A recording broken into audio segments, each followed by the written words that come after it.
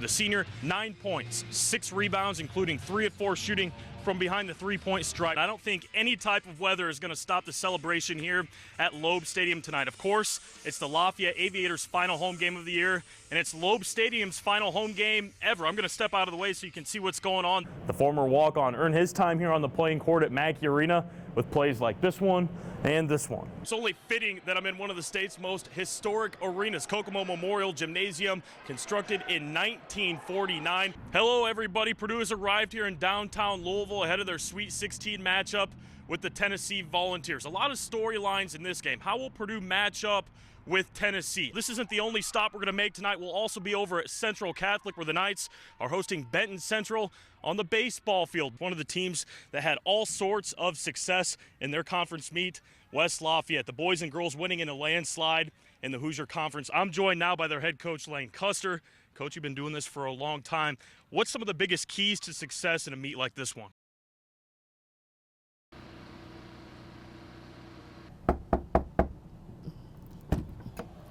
Hi, welcome to a little bit of the Tiller world. Now, as I step onto the Tiller family RV, let's take a look back at what Joe and Arnett's world used to look like. Winning. And with those wins, the legendary coach and his wife piled up a lot of... We have stuff. It's amazing. Hey, it's stuff that can now be yours. It's just the tip of the iceberg. I mean, we could fill the motorhome 3 more times. The Tiller family is selling memorabilia to benefit those involved with Tiller's National Football Foundation chapter. This is Joe from the shower. He rode out here from Wyoming in the shower along with several other Joes that got dropped off along the way. This Joe is going to stay with the motorhomes. Whoever buys it gets to tailgate every weekend with Joe. One lucky Purdue fan can go home with a cutout of Joe. And yeah, that's right, the Tiller RV. What a good idea. The outside soon to be complete with custom design wraps. One is the student section with the sign that says Tiller Time. And the other side would be the cover of his book, Not Your Average Joe. It's all part of an effort to give back to a fan base that gave Joe and Arnett Tiller so much. They hung in there, thick and thin, and I think that was probably the most rewarding part. It's not what you take with you, but rather what you leave behind. Hopefully we left some great memories. I know we've left some great young men. Thank you all. You know, I cried. I cried like a baby when I heard what Jalen had to overcome. Jalen Monroe really isn't supposed to be here right now. I thought I was gonna die. Like, my mom and my family, they said either I'm gonna be dead or in jail because I started hanging out with the wrong crowd. The Lafayette Jeff defensive lineman hasn't always had to worry about which quarterback he'd get to sack next. His life growing up on Chicago's west side, it was much different. The town I'm from, the city I'm from, like, it's just bad. Like, I'd be nervous to go to school because I don't want to die or nothing. After losing his father at a young age, Jalen's mother decided to move her family to Lafayette, away from the violence. She a hard-working lady. Like, I barely see her that much because she work, try to get a better life for me and my sister. Soon after the move, Jalen found another role model, Jeff head coach Pat Shanley, who saw the potential Jalen had not only as a football player, but as a person. Just talk to him about, you know, hey man, there's going to come a time when you get to play out there in front of our hometown and get to experience that, and it's going to be special. The player-coach relationship Shanley and Monroe have doesn't end on the field. You know, Jalen's somebody that you know, I feel is like a second son to me, and I know a lot of other coaches feel that same way, not only about Jalen, but about a lot of our student athletes here. Shanley introduced Monroe to Jeff football. Run it again, let's go! It's become more than a game for him. He's focused on goals most high schoolers aren't worried about. If I don't continue my dream, my family won't make it nowhere, so I'm trying to help my family out and get a better life. And that smile? The thing I love most is just the love and being on the field. Will fuel Jalen far beyond the game. Whatever he sets his mind to, he's going to accomplish, and he's going to do it. The sky's the limit for Jalen Monroe.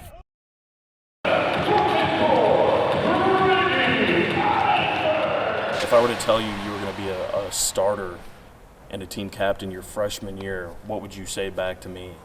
I mean, I probably wouldn't believe you.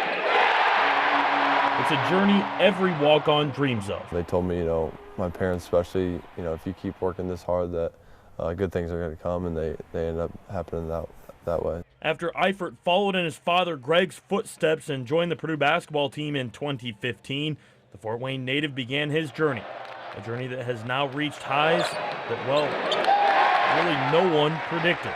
That's what I've kind of done since I've been here. I just try to lead through my example. I've never really been the huge, you know, vocal leader. Being a walk-on, you're not going to really chime in that much. Hey, Purdue fans know it well. It's time to play hard. It's the Purdue basketball mantra, and one that senior starter and captain Grady Eifert epitomizes. The former walk-on earned his time here on the playing court at Mackey Arena with plays like this one and this one. 5 to shoot. Edwards going to have to launch. Palmer got a tip. Eifert scoops it to the rim and in. Grady Eifert. Eifert with a 3 and the dagger. I've had a lot of people already apologize to me, so. But no, I think the biggest thing was just to ignore that, and as long as you're making the coaches happy and they understand what you're doing is right, then that's what you're just going to keep doing. The ultimate apology. MVP chant was a little nerve-wracking at first. From walk-on to the MVP of Mackey Arena. I've heard my whole life, be the star in your role. Eifert will leave West Lafayette in May a 2-time Big Ten champ. But there's one item left to check off. Can this team make it to a Final Four? I think any of them would say, you know, they believe they can go to a Final Four, so it starts with belief. Team success. It starts with belief, just like Grady Eifert's college career did. In West Lafayette, Dakota Simon, Sports 18. Give me an eye. Indiana visiting Illinois for Sunday afternoon hoops in Champaign. A win for the Illini means tied for second in the conference standings. A win for Archie Miller's Hoosiers. That means the Cream and Crimson avoid playing on Wednesday of the Big Ten tournament. But remember, there's still a week left in the regular season. Death, taxes, Matt Painter, Steve Peichel, pounding nails. Two of CBS sports analyst John Rothstein's infamous one-liners meeting today in the final matchup of the regular season at Mackey Arena. Purdue hosting Rutgers in a senior day affair. These three guys playing their final home game in West Lafayette. Evan Boudreau, Jihad Proctor, and yes, the king of Mackey Arena, Tommy Luce included. Purdue trying to bolster NCAA tournament hopes. This one went 45 minutes. The regular season is officially over. The Big Ten wrapping up the 2019-2020 campaign with 4 games, 2 of those with conference championship implications on the line. Wisconsin already wrapped up its share of the regular season title Saturday at Indiana. Maryland needed a win over Michigan at home to earn its share, and Michigan State needed to do the same at the Breslin Center to force a 3-way tie. Plus, the Iowa-Illinois matchup Sunday night determining who Purdue will play Thursday in the conference tournament. Players leave West Lafayette better than they were when they got here. Jawan Johnson, A.J. Hammonds, Caleb Swanigan, and recently Matt Harms have all become nationally recognized big men under Painter's tutelage. You can add another to that list this season. I'll give you a hint. It's this guy right here. Jeff's formula has been the 4 Bs all year long. Avery and Ashton Beaver, and Brooks and Braxton Barnheiser. The Broncos utilizing a heavy dose of all 4 this evening.